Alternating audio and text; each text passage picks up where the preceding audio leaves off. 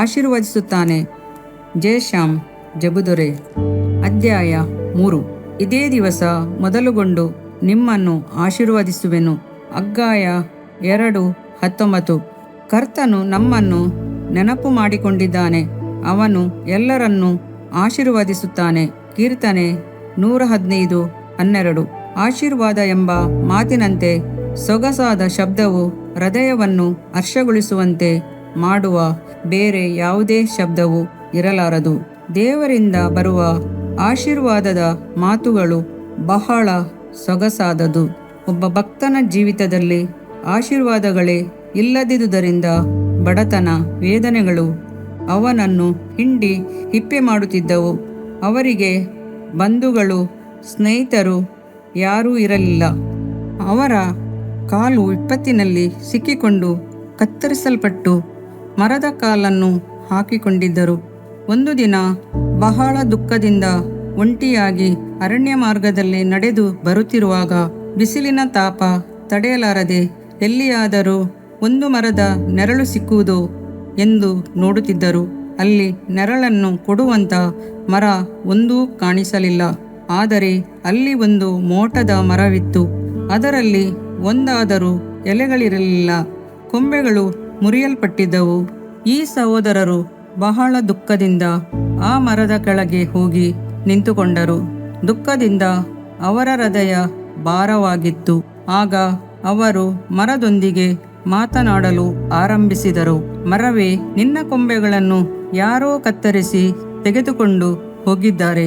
ಹಾಗೆಯೇ ನನ್ನ ಕಾಲನ್ನು ಸಹ ವಿಪತ್ತಿನಿಂದ ಕತ್ತರಿಸಿ ಹಾಕಿದ್ದಾರೆ. ನಾನು ಸಹ ಒಂಟಿಯಾದ ಮರ, ನೀನು ಕೂಡ ಒಂಟಿಯಾದ ಮರವಾಗಿದ್ದಿ. ನನ್ನಿಂದ ಯಾರಿಗೂ ಪ್ರಯೋಜನವಿಲ್ಲ. ನೆರಳು ಇಲ್ಲದೆ, ಫಲವೂ ಇಲ್ಲದೆ ನಿನ್ನಿಂದ ಕೂಡ ಯಾರಿಗೂ ಪ್ರಯೋಜನವಿಲ್ಲ. ನಾವಿಬ್ಬರು ಸ್ನೇಹಿತರಾಗಿರೋಣ ಎಂದು ಹೇಳಿ ಮರದೊಂದಿಗೆ ಒಡಂಬಡಿಕೆ ಮಾಡಿಕೊಳ್ಳುತ್ತಾರೆ. 6 ತಿಂಗಳು ಕಳೆದ ನಂತರ ಅವರು ಅದೇ ಮಾರ್ಗದಲ್ಲಿ ನಡೆದು ಬರುತ್ತಿರುವಾಗ ಮರವನ್ನು ನೋಡಲು ಇಷ್ಟಪಟ್ಟರು. ಈಗ ಆ ಮರವು ಚಿಗುರಿ, ಎಲೆ, ಹೂ, ಹಣ್ಣು, ಕಾಯಿಗಳನ್ನು ಬಿಟ್ಟಿತು. ಸಾವಿರಾರು ಪಕ್ಷಿಗಳು ಅದರಲ್ಲಿ ವಾಸಿಸುತ್ತಿದ್ದವು. ಸಂತೋಷದಿಂದ ಆ ಮರದ ಹಣ್ಣುಗಳನ್ನು ತಿನ್ನುತ್ತಿದ್ದವು. ಅವರಿಗೆ ಬಹಳ ಆಶ್ಚರ್ಯವಾಯಿತು.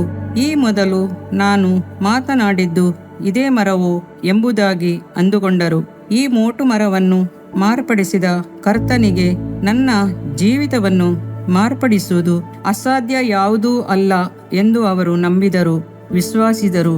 ಆ ಮರದ ಕೆಳಗೆ ಮೊಣಕಾಲೂರಿಕೊಂಡು ಹೀಗೆ ಪ್ರಾರ್ಥಿಸಿದರು: ದೇವರೇ, ಈ ಮರವನ್ನು ನೀನು ಎಷ್ಟು ಆಶೀರ್ವದಿಸಿ ಆಕಾಶದಲ್ಲಿ ಹಾರಾಡುವ ಪಕ್ಷಿಗಳಿಗೆ ಉಪಯೋಗವಾಗುವಂತೆ ಮಾರ್ಪಡಿಸಿದ ಹಾಗೆ ನನ್ನ ಜೀವಿತದಿಂದಲೂ ಬೇರೆಯವರಿಗೆ ಆಶೀರ್ವಾದವಾಗುವಂತೆ ನನ್ನನ್ನು ಸಹ ಮಾರ್ಪಡಿಸಿ ಆಶೀರ್ವದಿಸು ಎಂದು ಬೇಡಿಕೊಂಡರು.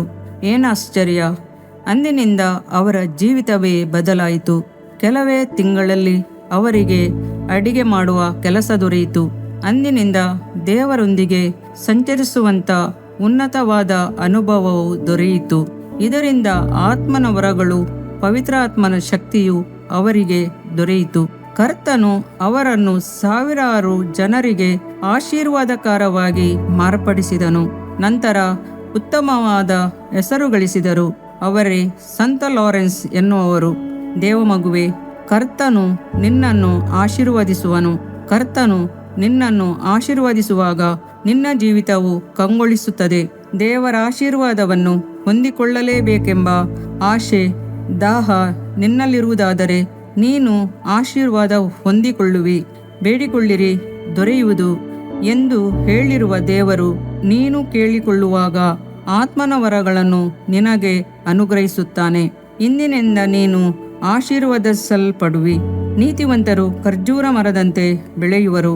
ಲೆಬೋನಿನ ದೇವರು ವೃಕ್ಷದ ಹಾಗೆ ವೃದ್ಧಿಯಾಗುವರು. ಕೀರ್ತನೆ 92:12.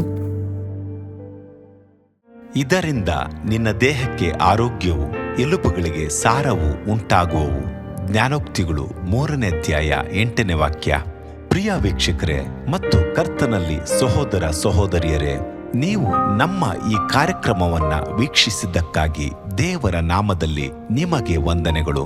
ದೇವರ ವಾಕ್ಯವು ನಮ್ಮ ಎಲುಬಿಗೆ ಬಲವೂ ಸಾರವೂ ಆಗಿದೆ ಎಂದು ಸತ್ಯವೇದವು ಹೇಳುವಂತೆ ಈ ಕಾರ್ಯಕ್ರಮವು ನಿಮಗೆ ಆಶೀರ್ವಾದಕರವಾಗಿದೆ ಎಂದು ನಂಬುತ್ತೇವೆ. ಪ್ರಿಯ ವೀಕ್ಷಕರೇ, ನಮ್ಮ ಈ ಸೇವೆಗಾಗಿ ಪ್ರಾರ್ಥಿಸಿರಿ ಮತ್ತು ಎಲ್ಲಾ ಕಾರ್ಯಕ್ರಮಗಳನ್ನ ಇತರರೊಂದಿಗೆ ಶೇರ್ ಮಾಡಿರಿ. ಅದೇ ರೀತಿಯಾಗಿ ನಮ್ಮ ಈ ಯೂಟ್ಯೂಬ್ ಚಾನೆಲ್ ಅನ್ನು ಸಬ್ಸ್ಕ್ರೈಬ್ ಮಾಡಿರಿ ಹಾಗೂ ಲೈಕ್ ಮಾಡಿ. ನಿಮ್ಮ ಅನಿಸಿಕೆಗಳನ್ನು ಕಮೆಂಟ್ ಬಾಕ್ಸ್ನಲ್ಲಿ ನಮಗೆ ತಿಳಿಯಪಡಿಸಿ. ನಮ್ಮ ಸಂಖ್ಯೆ 7022104605. ಈ ಸಂಖ್ಯೆಗೆ ಕರೆ ಮಾಡಿರಿ. ಒಬ್ಬ ಪಾಪಿಯ ಪ್ರಾರ್ಥನೆ. ಯೇಸುವನ್ನು ರಕ್ಷಕನಾಗಿ ಅಂಗೀಕರಿಸಲು ಮಾಡಬೇಕಾದ ಪ್ರಾರ್ಥನೆ. ಪ್ರಿಯ ಪರಲೋಕದ ತಂದೆಯೇ, ಯೇಸುವಿನ ಹೆಸರಿನಲ್ಲಿ ನಾನು ನಿನ್ನ ಬಳಿಗೆ ಬಂದಿದ್ದೇನೆ. ನನ್ನ ಬಳಿಗೆ ಬರುವವರನ್ನು ನಾನು ತಳ್ಳಿಬಿಡುವುದೇ ಇಲ್ಲ. ಯೋಹಾನ 6:37 ಎಂದು ನಿನ್ನ ವಾಕ್ಯ ಹೇಳುತ್ತದಲ್ಲ. ಆದ್ದರಿಂದ ನೀನು ನನ್ನನ್ನು ತಳ್ಳಿಬಿಡದೆ ನನ್ನನ್ನು ಸೇರಿಸಿಕೊಳ್ಳುವಿ ಎಂದು ನನಗೆ ಗೊತ್ತಿದೆ. ಆದ್ದರಿಂದ ನಾನು ನಿನಗೆ ಸ್ತೋತ್ರ ಮಾಡುತ್ತೇನೆ. ನೀನು ನಿನ್ನ ವಾಕ್ಯದಲ್ಲಿ ನೀನು ಯೇಸುವನ್ನೇ ಕರ್ತನೆಂದು ಬಾಯಿಂದ ಅರಿಕೆ ಮಾಡಿಕೊಂಡು ದೇವರು ಆತನನ್ನು ಸತ್ತವರೊಳಗಿಂದ ಎಬ್ಬಿಸಿದನೆಂದು ಹೃದಯದಿಂದ ನಂಬಿದರೆ ನಿನಗೆ ರಕ್ಷಣೆಯಾಗುವುದು ಎಂತಲೂ ಕರ್ತನ ನಾಮವನ್ನ ಹೇಳಿಕೊಳ್ಳುವವರೆಲ್ಲರಿಗೆ ರಕ್ಷಣೆಯಾಗುವುದೆಂತಲೂ ಬರೆದಿದೆ. ರೋಮ 10:9 ವಾಕ್ಯ. ಯೇಸು ಕ್ರಿಸ್ತನು ದೇವಕುಮಾರನೆಂದು ನನ್ನ ಹೃದಯದಲ್ಲಿ ನಂಬುತ್ತೇನೆ. ನನ್ನನ್ನು ನೀತಿವಂತನನ್ನಾಗಿ ಮಾಡುವುದಕ್ಕಾಗಿ ಆತನು ಸತ್ತವರೊಳಗಿಂದ ಎಬ್ಬಿಸಲ್ಪಟ್ಟನು ಎಂದು ನಂಬುತ್ತೇನೆ. ನಾನು ಆತನ ನಾಮವನ್ನ ಹೇಳಿಕೊಳ್ಳುತ್ತೇನೆ. ಯೇಸುವೇ, ನೀನೇ ಕರ್ತನು. ತಂದೆಯೇ, ನೀನು ನನ್ನನ್ನು ರಕ್ಷಿಸಿದಿ ಎಂದು ನಾನು ನಂಬುತ್ತೇನೆ. ನಿನ್ನ ವಾಕ್ಯವು ಹೇಳುತ್ತದೆ, ಮನುಷ್ಯನು ಹೃದಯದಿಂದ ನಂಬುವುದರ ಮೂಲಕ ನೀತಿಯು ದೊರಕುತ್ತದೆ, ಬಾಯಿಂದ ಅರಿಕೆ ಮಾಡುವುದರ ಮೂಲಕ ರಕ್ಷಣೆಯಾಗುತ್ತದೆ. ರೋಮ 10:10. ನಾನೀಗ ನನ್ನ ಹೃದಯದಲ್ಲಿ ನಂಬುತ್ತೇನೆ ಹಾಗೂ ಯೇಸುವೇ ನನ್ನ ಕರ್ತನೆಂದು ಅರಿಕೆ ಮಾಡುತ್ತೇನೆ. ಆದುದರಿಂದ ನಾನೀಗ ರಕ್ಷಣೆ ಹೊಂದಿದ್ದೇನೆ. ಅಪ್ಪಾ ತಂದೆಯೇ, ನಿನಗೆ ಸ್ತೋತ್ರ. ಲೂಕನು ಬರೆದ ಸುವಾರ್ತೆ 11ನೇ ಅಧ್ಯಾಯದಲ್ಲಿ ಬರೆದಿರುವಂತೆ, ನಿಮ್ಮಲ್ಲಿ ತಂದೆಯಾದವನು ಮೀನನ್ನು ಕೇಳುವ ಮಗನಿಗೆ ಮೀನು ಕೊಡದೆ ಹಾವನ್ನು ಕೊಡುವನೆ? ಅಥವಾ ತತ್ತಿಯನ್ನು ಕೇಳಿದರೆ ಚೇಳನ್ನು ಕೊಡುವನೆ? ಹಾಗಾದರೆ ಕೆಟ್ಟವರಾದ ನೀವು ನಿಮ್ಮ ಮಕ್ಕಳಿಗೆ ಒಳ್ಳೆ ಪದಾರ್ಥಗಳನ್ನ ಕೊಡಬಲ್ಲವರಾದರೆ ಪರಲೋಕದಲ್ಲಿರುವ ನಿಮ್ಮ ತಂದೆಯು ತನ್ನನ್ನು ಬೇಡಿಕೊಳ್ಳುವವರಿಗೆ ಎಷ್ಟೋ ಹೆಚ್ಚಾಗಿ ಪವಿತ್ರಾತ್ಮ ವರವನ್ನ ಕೊಡುವವನಲ್ಲವೇ ಅಂದನು. ತಂದೆಯೇ, ನೀನು ಕೇಳಿಕೊಳ್ಳುವವರಿಗೆ ಪವಿತ್ರಾತ್ಮನ ವರವನ್ನು ಹೇರಳವಾಗಿ ಕೊಡುವಾತನಾಗಿದ್ದಿ. ಆದ್ದರಿಂದ ನನ್ನ ಮೇಲೆಯೂ ನಿನ್ನ ಆತ್ಮನನ್ನು ಸುರಿಸಬೇಕಾಗಿ ಬೇಡಿಕೊಳ್ಳುತ್ತೇನೆ. ಕೀರ್ತನೆ 81:10 ಬರೆದಿದೆ, ಅಗಲವಾಗಿ ಬಾಯಿದೆರೆಯಿರಿ, ಅದನ್ನು ತುಂಬಿಸುವೆನು. ಕರ್ತನೇ, ನನ್ನನ್ನು ಪವಿತ್ರಾತ್ಮನಿಂದ ತುಂಬಿದಂತ ನೀನು ನನ್ನನ್ನು ಅನ್ಯ ಭಾಷೆಯ ವರದಿಂದಲೂ ತುಂಬುವವನಾಗಿದ್ದಿ ಎಂದು ನಂಬುತ್ತೇನೆ. ಅದರಂತೆ ನಾನು ನನ್ನ ಬಾಯಿಯನ್ನು ತೆರೆದು ನಿನ್ನ ಸ್ತೋತ್ರ ಮಾಡುವಾಗ ಅನ್ಯ ಭಾಷೆಯ ಅಭಿಷೇಕದಿಂದ ನನ್ನನ್ನು ತುಂಬುವವನಾಗಿದ್ದಿ ಎಂದು ನಂಬುತ್ತೇನೆ. ಈಗ ನೀವು ನಿಮ್ಮ ಬಾಯಿಯನ್ನು ತೆರೆದು ಮಾತನಾಡುವಾಗ ಪವಿತ್ರಾತ್ಮನು ನಿಮ್ಮ ಬಾಯಿಯನ್ನು ತನ್ನ ಭಾಷೆಯಿಂದ ತುಂಬುವವನಾಗಿದ್ದಾನೆ. ಇದು ದೇವರ ಭಾಷೆಯಾಗಿದೆ. ಈ ಅಭಿಷೇಕವನ್ನ ಹೊಂದಿಕೊಳ್ಳಲು ನೀವು ನಿಮ್ಮ ಸ್ವರವನ್ನ ಉಪಯೋಗಿಸಬೇಕು. ಅದರಿಂದ ನೀವು ನಿಮ್ಮ ಬಾಯನ್ನು ತೆರೆದು ದೇವರಿಗೆ ಸ್ತೋತ್ರ ಮಾಡುವಾಗ ದೇವರು ನಿಮ್ಮನ್ನು ಅನ್ಯ ಭಾಷೆಯ ವರದಿಂದ ತುಂಬುವವನಾಗಿದ್ದಾನೆ. ಪ್ರಿಯರೇ, ಈಗ ನೀವು ಪವಿತ್ರಾತ್ಮನಿಂದ ತುಂಬಲ್ಪಟ್ಟ ಆತನ ಪ್ರಿಯ ಮಕ್ಕಳಾಗಿದ್ದೀರಿ. ದೇವರ ನಾಮಕ್ಕೆ ಸ್ತೋತ್ರವಾಗಲಿ.